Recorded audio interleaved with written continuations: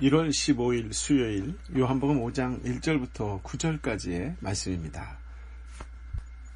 우리 인생에는 돈과 지식과 권력도 해결하지 못하는 문제가 있습니다. 불평과 원망은 문제를 해결하지 못합니다. 문제를 해결하기 위해 사람을 의존하면 오히려 상처를 받곤 하지요. 그러나 전능하시고 자비로우신 분이 계십니다. 우리를 찾아오시고 사랑과 관심으로 지켜보시며 우리의 아픔에 동참하시고 고쳐주기 원하시는 예수님이 계십니다. 이 예수님의 말씀을 의지할 때 기적을 체험할 수 있습니다. 우리 인생의 불행은 환경이나 다른 사람 탓이 아닙니다. 예수님의 말씀을 믿고 순종하지 않기 때문에 불행한 것이지요. 1절부터 4절까지의 말씀을 함께 읽어볼까요? 그 후 예수께서는 유대 사람의 절기가 돼 예루살렘으로 올라가셨습니다. 예루살렘의 양의 문 근처에는 히브리 말로 베데스다라고 하는 못이 있었는데 그 못 주위는 5개의 기둥이 있었습니다. 여기에는 눈먼 사람들, 다리 저는 사람들, 중풍 환자들 등 많은 장애인들이 누워 있곤 했습니다. 그들은 물이 움직이기를 기다리고 있었습니다. 주의 천사가 가끔 내려와 물을 휘저어 놓았는데 물이 움직일 때 맨 먼저 못에 들어가는 사람은 무슨 병에 걸렸든지 다 나았습니다. 예수님께서 유대인의 명절에 예루살렘으로 올라가셨어요.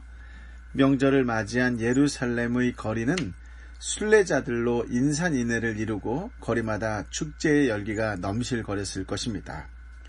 그런데 카메라 렌즈는 축제와는 대조되는 한 곳을 비춥니다. 예루살렘 성 동북쪽에 제사 지낼 동물들이 들어가는 양문이 있고 양물 곁에는 히브리 말로 베데스다라는 못이 있었습니다. 길이 91m, 폭 46m에 해당하는 큰 연못이었습니다. 이 연못가에 있는 5개의 기둥 속에는 많은 병자들이 질비하게 누워 있었습니다. 그것은 악취가 풍기고 신음소리도 간간히 들리는 침울한 분위기를 이루고 있었을 것입니다. 그들에게 있어서 명절은 그다지 유쾌한 날이 아니었을 것입니다. 사람들이 기뻐할수록 함께 어울릴 수 없는 소외감과 연민의 슬픔이 상대적으로 더욱 커지기 때문이지요. 그들에게 있는 한 가지 소망은 연못의 물이 움직이는 것이었습니다. 천사가 가끔 못에 내려와 물을 휘저어 놓았는데 물이 움직일 때 먼저 들어가는 자는 어떤 병에 걸렸든지 낫게 되기 때문이었지요. 이것은 정말 이루기 힘든 소망이었습니다. 베데스다의 연못 물은 가끔 움직였습니다. 여기서 가끔이라고 하는 말은 너무나 막연해서 1년이 될지 10년이 될지 기약이 없는 말이지요. 또 그렇게 기다려서 물이 움직였다 하더라도 먼저 들어가는 한 사람만 낫게 되는 제약이 있었습니다. 그런데도 그들은 연못의 물이 움직이기를 기다리고 있는 이유는 유일하게 남은 한 가닥 희망이었기 때문이었지요. 베데스다 연못의 질비한 병자들을 비추던 카메라는 이제 한 인물을 클로즈업합니다. 5절 말씀인데요. 거기에 38년 동안 병을 앓고 있는 사람이 있었습니다. 38년 된 병자가 있었어요. 어찌 보면 그는 베데스다 최고의 고참 병자였을 것입니다. 잔기침을 몇 번 하면 사람들은 그의 건강을 염려해 주지만 미친 듯이 계속해서 기침을 해대면 모든 사람이 그의 주위를 떠난다는 이야기가 있습니다. 38년 된 병자, 즉 38년 동안 불치병을 앓고 있던 그를 아무도 좋아하지 않았을 것입니다. 친구들도 어느새 하나둘 떠났을 것입니다. 어쩌면 가족들조차 부담스러워 하였기 때문에 이곳에 와서 누워 있는지도 모릅니다. 얼마나 많은 날들을 절망과 한숨 속에서 보냈겠습니까? 여기까지 비추던 카메라가 갑자기 방향을 바꿔 한 분을 비춥니다. 6절의 말씀인데요. 예수께서 그가 거기 누워있는 것을 보시고 또 그가 이미 오랫동안 알아온 것을 아시고 부르셨습니다. 너의 병이 낫기를 원하느냐? 예수님께서 거기 누워 있는 것을 보시고 또 그가 이미 오랫동안 알아온 것을 아시고 너의 병이 낫기를 원하느냐라고 물으셨습니다. 놀라운 사실은 예수님께서 그곳에 계셨다는 것이지요. 예수님은 아무도 관심 가져주지 않는 병자에게 관심을 두셨습니다. 많고 많은 명절의 순례자들을 다 뒤로 하시고 38년 된 병자를 찾아 베데스다에 오셨다는 것이지요. 여기서 보셨다라고 하는 말은 깊은 사랑과 관심을 가지고 자비의 눈으로 보셨다라는 뜻입니다. 예수님은 모두가 외면하는 38년 된 병자에게 관심을 가지셨습니다. 그를 보시고 병이 벌써 오래된 줄을 아셨습니다.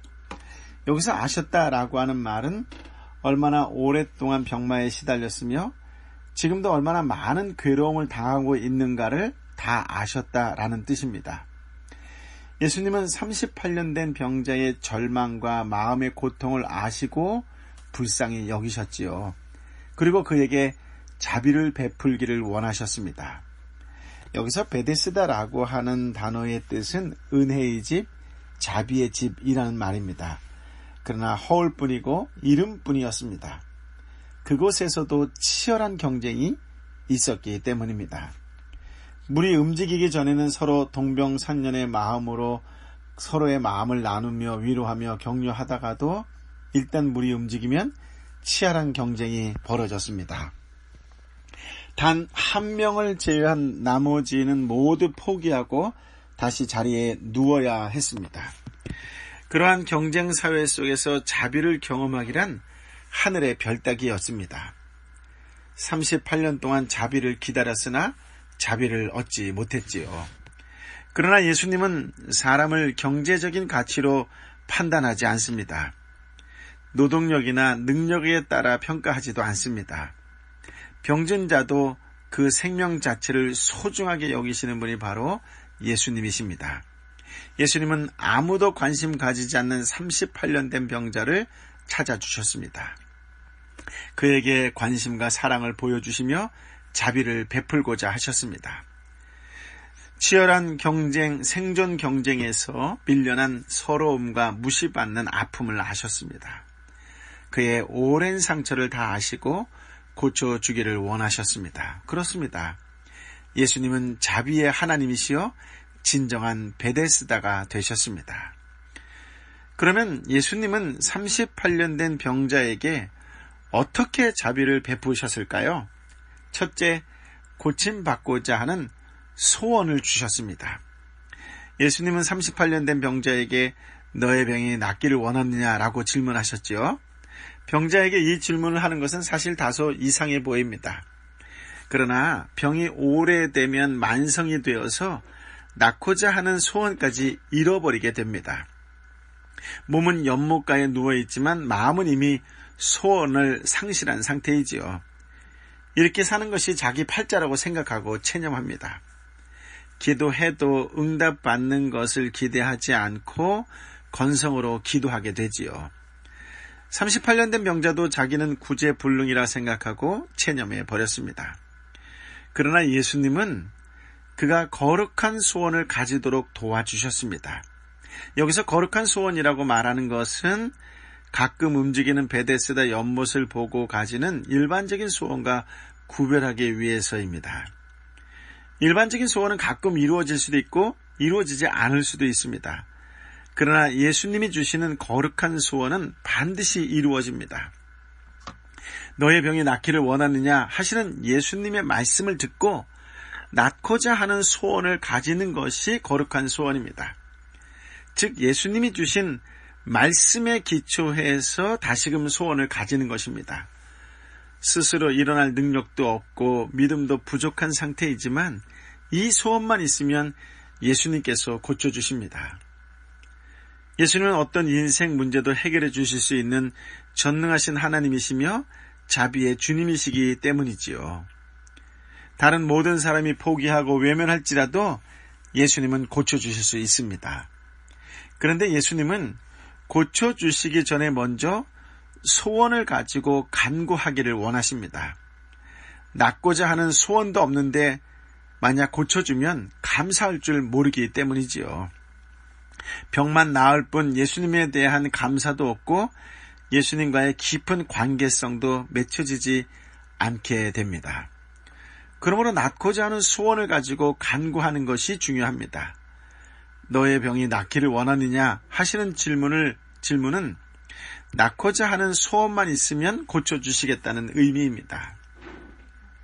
오랫동안 기대해오다가 체념해버린 문제들이 있을 것입니다. 하나님의 영광을 위해서 살겠다는 소원, 가정 복음화에 대한 소원 등 다시 거룩한 소원을 회복할 수 있게 되기를 예수님의 이름으로 기도하며 축복합니다. 두 번째는 말씀에 순종하도록 도우셨습니다. 사람이 낳고자 하는 소원을 잃어버리고 또 잊어버리게 되었을 때 나타나는 증상은 그 입에서 다른 사람과 환경에 대한 불평과 원망이 끊이지 않는다는 것입니다. 그러나 정말 낳고자 하는 소원을 가진 사람은 고침받으려는 강한 소원을 가지게 됩니다. 38년 된 병자도 낳고자 하는 소원을 잃고 있었으므로 물이 움직여도 더 이상 뛰어가지 않았습니다. 대신에 소원을 가지고 열심히 살아가는 다른 사람을 향해 원망과 불평을 쏟아 놓았지요. 7절 말씀을 한번 볼까요? 환자가 대답했습니다. 선생님, 물이 움직일 때 못에 들어가도록 나를 도와주는 사람이 없습니다. 내가 가는 동안 다른 사람들이 나보다 먼저 물속에 들어갑니다. 병자는 예, 낫고 싶습니다 라고 대답하지 않았어요. 그는 다른 사람을 원망하고 있었습니다.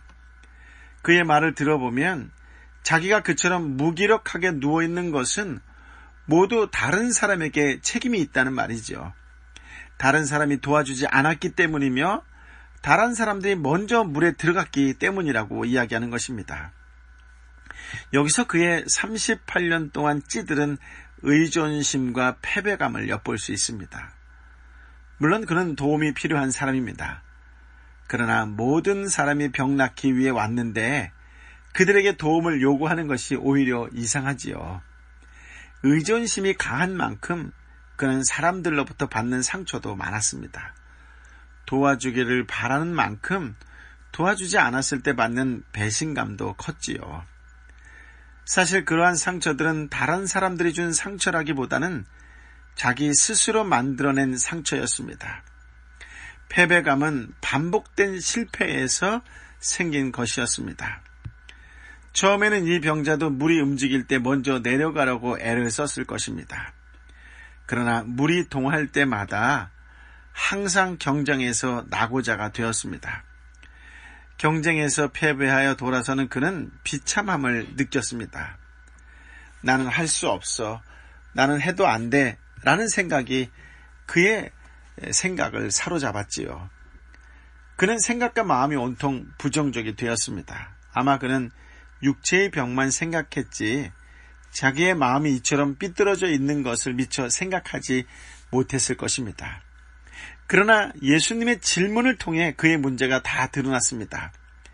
육체의 질병뿐만 아니라 의조심과 패배감에 찌들려 있는 병든 내면이 드러나게 되었습니다.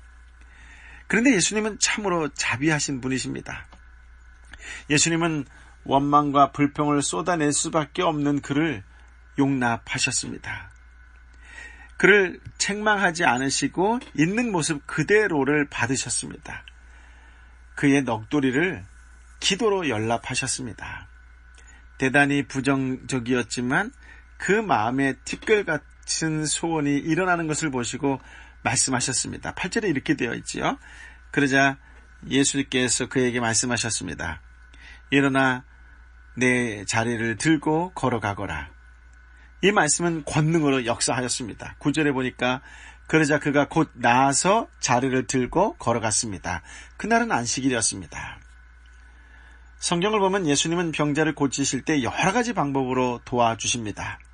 어떤 사람은 손을 잡아주시기도 하셨고 어떤 사람은 눈에 진흙을 바르기도 하셨습니다. 어떤 방법이든 항상 그 병자의 믿음이 성장하는 방법으로 도우셨습니다. 그렇다면 오늘 이 말씀도 38년 된 병자가 믿음을 가지도록 돕는 말씀이었다고 생각할 수 있습니다. 자비하신 예수님께서 왜 지금은 그의 손을 다정하게 잡아주시지 않으시고 창조주의 권위로 명령하셨을까요? 이는 그를 불행하게 하는 것이 깊이 찌든 의존심과 패배감이었기 때문입니다. 사람을 의지하지 않고 오직 말씀만 의지하여 스스로 일어나 보는 것이 필요했습니다.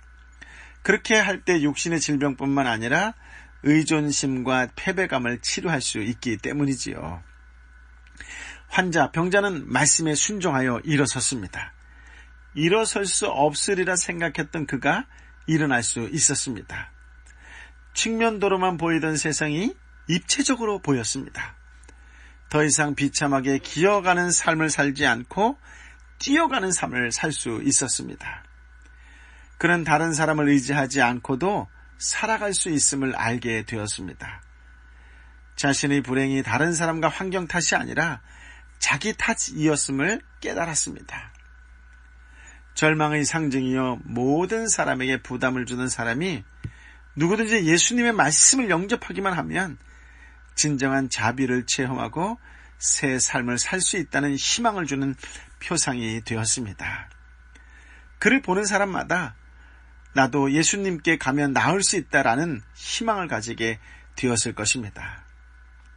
예수님은 값싼 위로나 동정이 아니라 말씀을 통해 소원을 회복시키시고 말씀에 순종하도록 도우셨습니다. 이것이 진정한 은혜요 자비입니다. 물질적인 도움과 인간적인 위로가 일시적으로 힘과 용기를 줄 수 있습니다. 그러나 말씀에 순종하여 스스로 어려움을 극복해 보지 못하면 더 심한 환자가 됩니다. 진정한 베데스다 되신 예수님 안에서 날마다 승리하는 삶을 살아갈 수 있게 되시기를 우리 주님 예수 그리스도의 이름으로 축복합니다. 아멘. 아버지 하나님, 오늘도 귀한 말씀, 생명의 말씀을 주시니 감사합니다.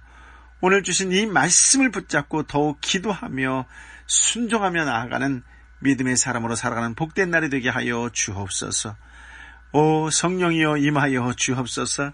날마다 예수의 이름으로 선포하며 나아가는 믿음의 사람들 되게 하여 주옵소서. 예수의 이름으로 선포하노니 치유될지어다. 예수의 이름으로 회복될지어다. 예수의 이름으로 열릴지어다. 믿음으로 날마다 선포하며 주신 말씀에 순종하며 살아가는 복된 인생 되게 하여 주옵소서.